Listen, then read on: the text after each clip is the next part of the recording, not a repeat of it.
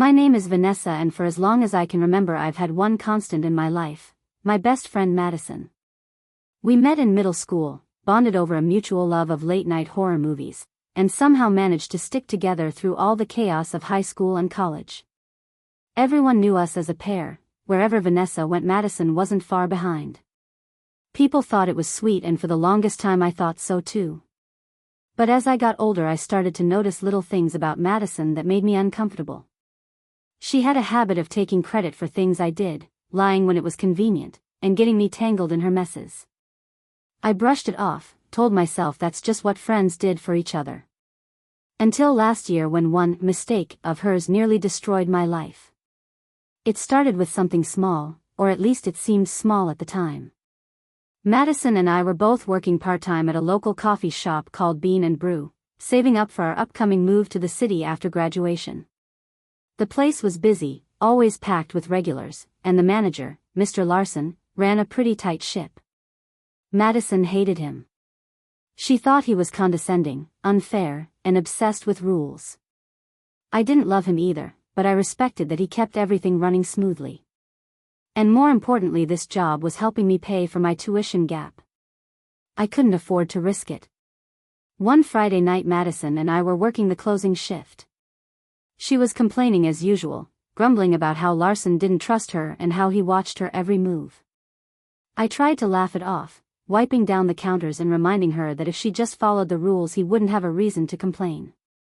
She rolled her eyes and muttered something under her breath. I didn't think much of it. Until the next morning. When I came in for my Saturday shift, Larson called me into his office before I even clocked in. His face was red, his jaw tight. He told me there had been a serious incident during closing and that I was in big trouble. Confused, I asked what he meant. He pulled out a small bag of coffee beans, ripped open and emptied into one of the trash cans. Apparently someone had been sneaking products home, and a security camera caught me slipping bags into my tote before we left. My heart stopped. I didn't steal anything.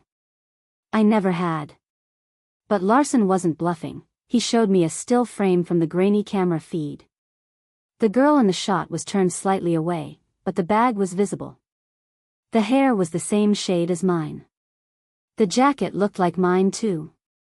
And yet something in my stomach twisted as I realized I had lent that exact jacket to Madison the night before. I told Larson the truth right away. That it wasn't me, that I lent Madison my jacket because she was cold, that maybe the camera had mistaken her for me. But Larson didn't buy it. He said the person in the video clocked out under my login. I froze. My login code was unique, no one else should have had it. Unless Madison had taken it. The rest of the shift I walked around in a daze. Larson told me he'd have to think about whether he could keep me on staff, and that for now I was suspended. Suspended. For stealing. I wanted to march right over to Madison's house and scream at her, but I held back. Maybe there was some misunderstanding. Maybe she'd admit to it and everything would clear up. That night I called her. At first she acted innocent, claiming she had no idea what I was talking about. But when I told her Larson had footage, her voice faltered. Vanessa, please don't be mad. It was just one bag. I didn't think they'd notice. I swear I was going to put it back. I was stunned. My best friend, my supposed sister, had stolen from our job. Worse, she let me take the fall for it. I yelled at her, demanding why she didn't just tell Larson the truth. Her answer chilled me, because he won't believe me. He already hates me. If I admit it, I'm done. But if it looks like you, he'll go easy on you. He likes you. You'll be fine. I couldn't believe what I was hearing. She thought sabotaging me was better than owning up to her mistake. My stomach churned with rage but also fear, because Larson didn't seem like he planned to go easy on me at all. The next week dragged on like a nightmare. Word spread quickly around campus that I'd been caught stealing from my job. A couple of classmates whispered behind my back, others outright asked me if I really did it. No matter how many times I denied it, I could see the doubt in their eyes. Madison meanwhile acted like nothing happened. She even had the audacity to tell me I owed her for not coming clean. I wanted to cut her out of my life then and there, but I felt trapped. If she didn't confess, I had no way of proving my innocence. By Wednesday, I'd had enough. I decided I was going to Larson's office to plead my case again. I gathered every piece of evidence I could, texts to Madison about lending her my jacket, photos from that night showing she was wearing it, even a screenshot of her telling me she'd borrowed my code once because she'd forgot hers. I thought it would be enough. But when I got there, Larson wasn't angry anymore. He was cold. Detached. He told me he'd made his decision. My suspension wasn't temporary. I was fired. Effective immediately. I walked out of that coffee shop with tears burning my eyes, feeling like the ground had been pulled out from under me. I didn't just lose a job. I lost my reputation, my stability, and, in some twisted way, the friend I thought I knew. What I didn't know at the time was that this was only the beginning. Madison's betrayal would spiral into something far worse than I ever imagined. And I was about to find myself trapped in a situation that would make losing my job seem like nothing. Losing my job at Bean and Brew felt like the end of the world, but I tried to convince myself that maybe it was just a setback. I could find another job, clear my name somehow, and move on. But that week Madison proved she wasn't done dragging me into her chaos. A few days after being fired, I got an email from the university's academic integrity office. At first I thought it had to be some mistake. The subject line read, "Notification of Academic Misconduct Inquiry." My stomach dropped. When I opened it, my hands were shaking. The message said I had been reported for plagiarism in my sociology paper, a paper I had spent weeks working on. It was worth almost half my final grade. If I failed, I could lose my scholarship. I sat frozen, staring at the screen. I hadn't plagiarized anything. I worked hard on that essay, even staying up until 3 in the morning to finish it. Then a terrifying thought hit me. Madison had borrowed my laptop 2 weeks ago when hers crashed during a storm. She had access to my files, my drafts, everything. I called her immediately. She answered sounding groggy, like I'd woken her up from a nap. When I explained what was happening, she got defensive fast. "Vanessa, calm down. You're overreacting. Maybe the professor made a mistake." But when I pressed her, when I said I knew she must have copied my work and submitted it as her own, she snapped. "Okay, fine, I used some of your essay, but only because I was drowning. I didn't think anyone would notice. You always get good grades, it's not like you'd be hurt by it. Why are you being so dramatic?" I nearly dropped the phone. She admitted it, just like that, but she didn't care at all that her choice was about to ruin me. I tried to explain that the investigation was under my name, that I was the one accused, not her, but Madison brushed it off. "You'll talk your way out of it. Professors love you. They'll believe you. But if I get caught, I'm done. Please, Vanessa, don't throw me under the bus. You're stronger than me, you can handle this." It felt like déjà vu. Just like with the job, she had decided my life was expendable so long as hers stayed intact. I hung up on her and cried until I couldn't breathe. The hearing was scheduled for the following week. In the meantime, whispers spread again, this time on campus. A few people messaged me asking if the rumor was true, if I'd really been caught cheating. I denied it, but I could tell the damage was already being done.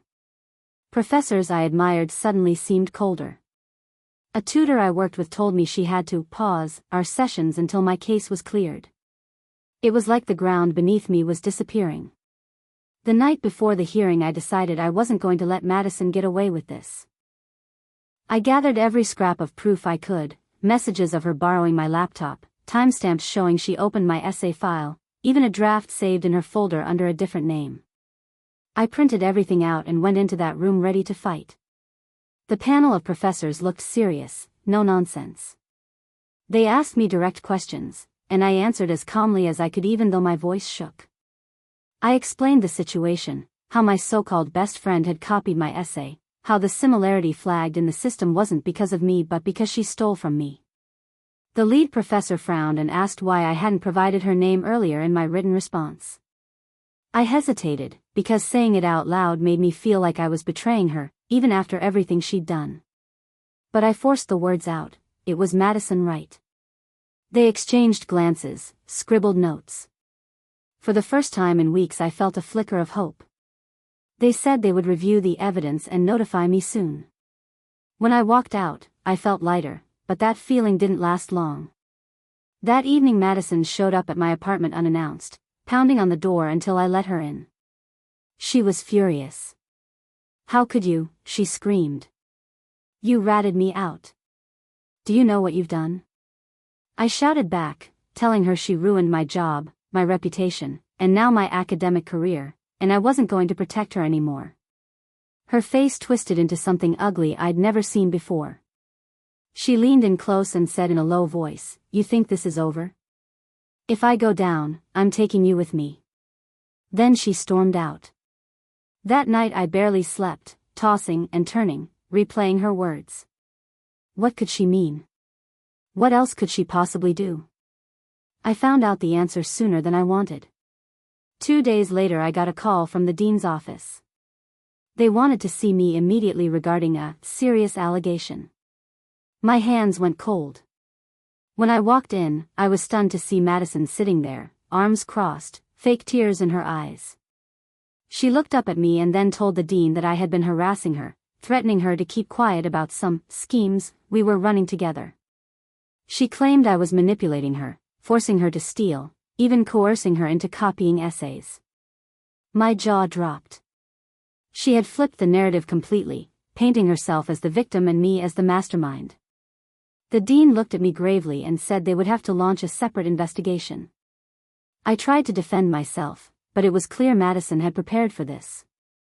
She even produced text messages, edited screenshots where it looked like I was the one suggesting we cut corners or borrow things. I couldn't breathe.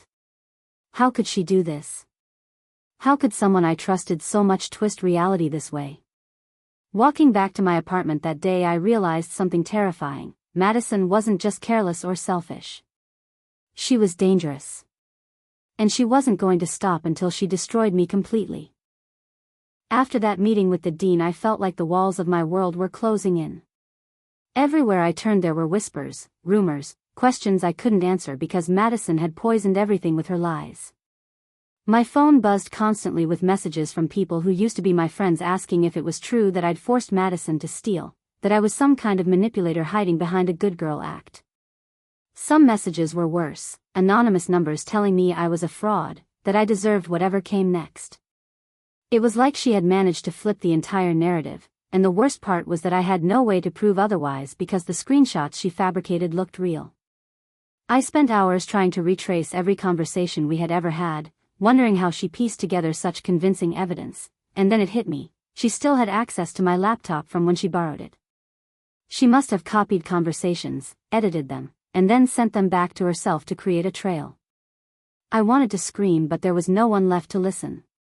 Even my roommate Alyssa started looking at me differently, quieter, more suspicious.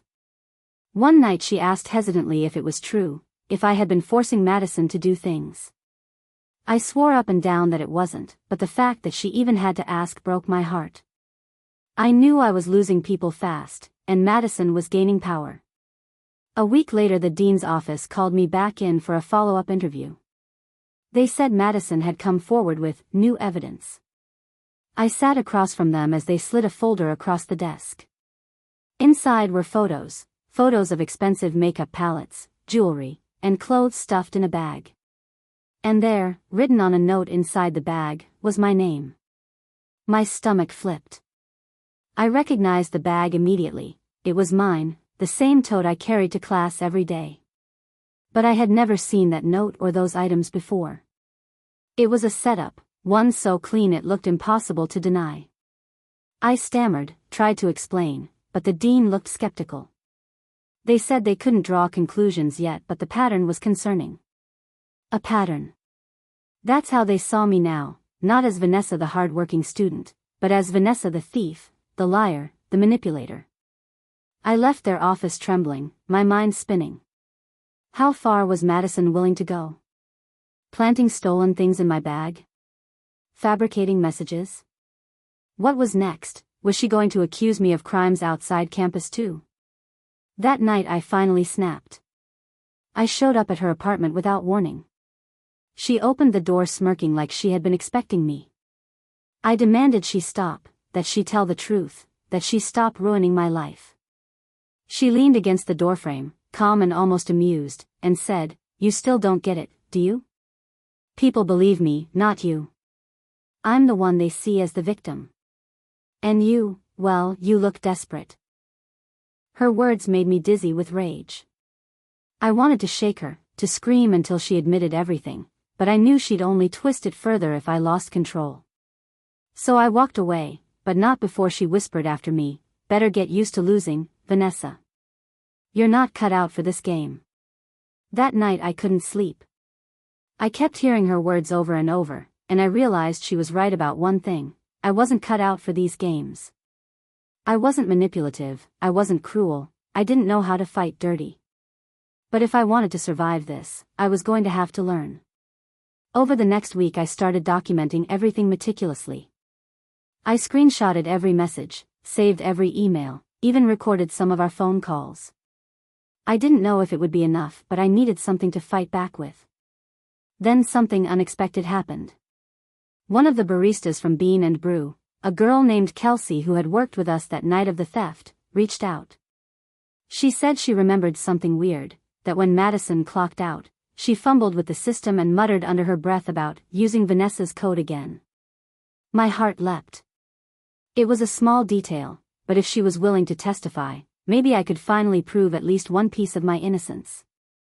I met Kelsey the next day at a cafe off campus.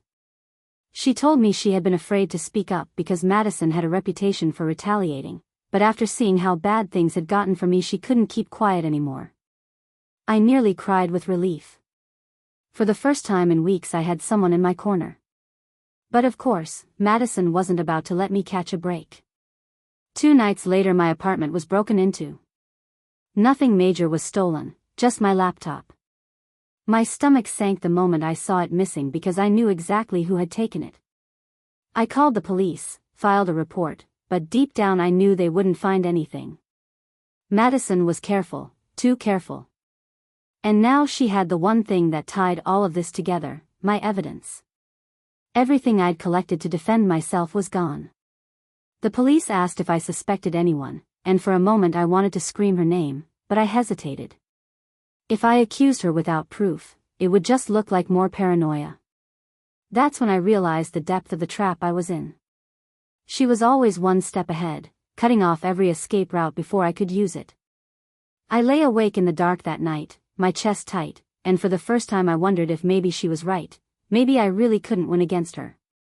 But then another thought pushed its way into my mind, a dangerous one I had been too afraid to consider before. If I couldn't beat Madison by playing fair, maybe it was time I stopped playing fair altogether. After the break-in I knew Madison was escalating and that meant I couldn't keep waiting for the school or anyone else to clear my name. She had taken my laptop, my evidence, and turned everyone I cared about against me. If I didn't do something drastic soon I was going to lose everything for good. I spent the next few days replaying every moment with her, every slip-up she'd ever made, searching for a thread I could pull. That's when I remembered something from months ago, before everything went bad.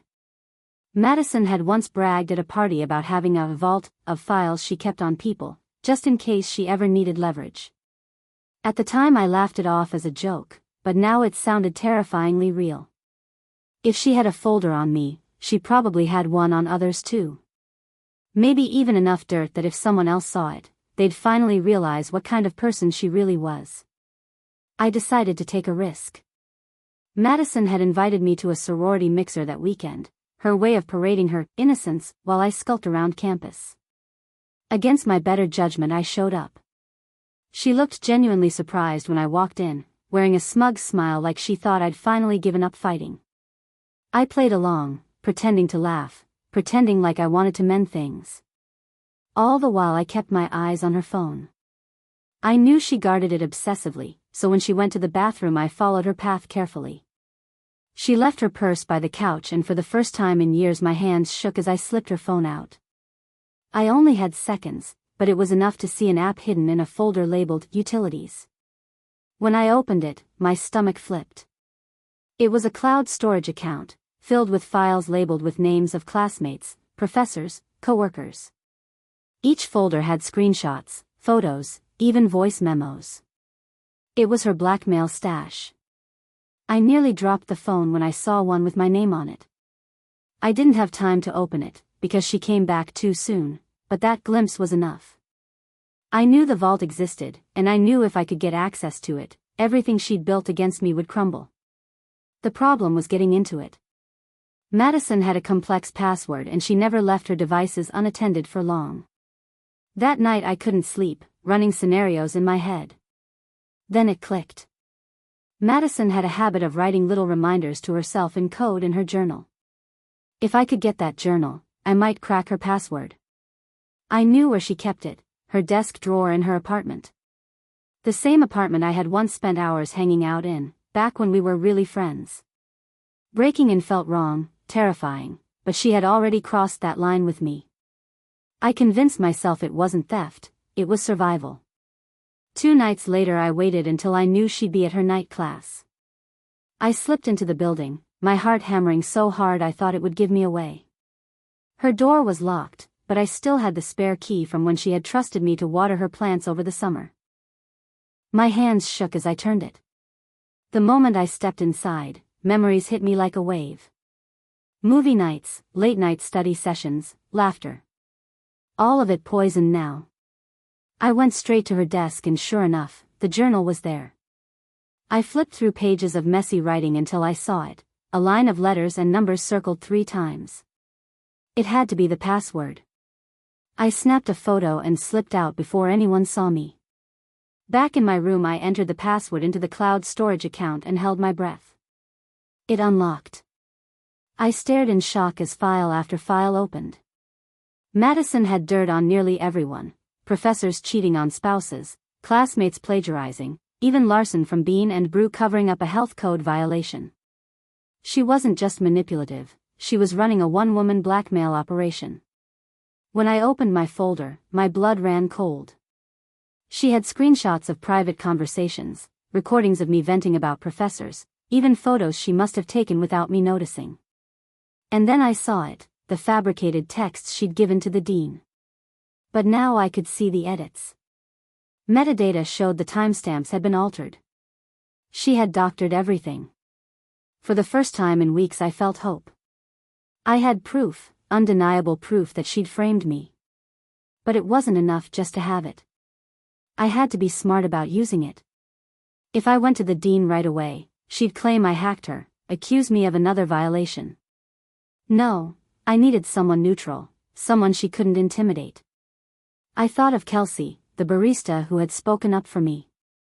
She had nothing to lose and no reason to side with Madison.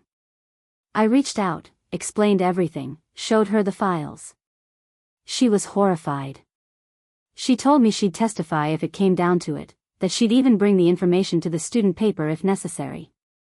I finally felt like I wasn't alone. But then came the twist I didn't see coming. The next morning I woke up to frantic texts from Alyssa, my roommate. Vanessa, turn on the news now. I did, and my stomach dropped. Madison was on camera, crying dramatically, telling a local reporter that I had been stalking her, hacking her accounts, planting false evidence to ruin her life. She said she feared for her safety and was filing a restraining order. Seeing her spin the narrative so fast, so publicly, nearly broke me. And then came the worst part. The anchor announced that the university had suspended me pending investigation. Effective immediately, I was barred from campus. I sat frozen, clutching my phone, realizing that even with the truth in my hands, Madison had already poisoned the world against me. And unless I acted fast, I was going to lose not just my reputation but my future entirely. After Madison once again framed me with screenshots and lies, I realized I couldn't wait any longer. She controlled everything, my job, my university, even my friends, and she had manipulated my own evidence against me. I sat down and carefully reviewed everything I had, old messages, photos, even recordings I had made at the time. Every piece that could prove my innocence, I gathered into a single folder.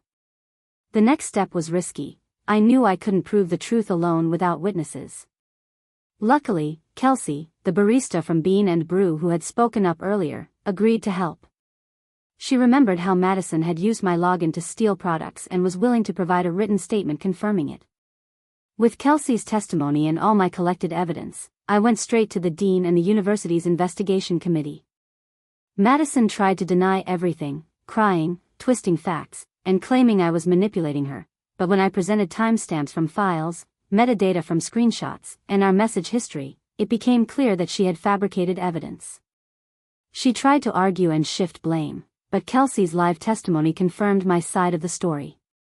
The committee had no choice but to acknowledge that I had been framed. My academic record was restored, my name cleared, and Madison received a formal disciplinary warning, a temporary suspension from student activities, and a record of misconduct placed in her file. The whispers and gossip among classmates didn't disappear overnight, but the truth was finally official and undeniable. After everything, I knew I could never continue my friendship with Madison. She had betrayed me in ways that couldn't be repaired. I blocked her from all social media, changed passwords, and focused on rebuilding my life. The friends who had stayed by my side supported me, and I learned to trust only those who truly deserved it. Months later, when the case was fully closed and my grades confirmed as legitimate, I finally felt the weight lift off my shoulders.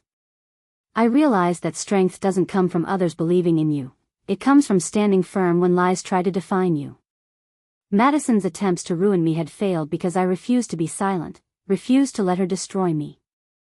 I moved on, stronger, wiser, and more cautious about who I let into my life, knowing that some people, no matter how close, can't be trusted.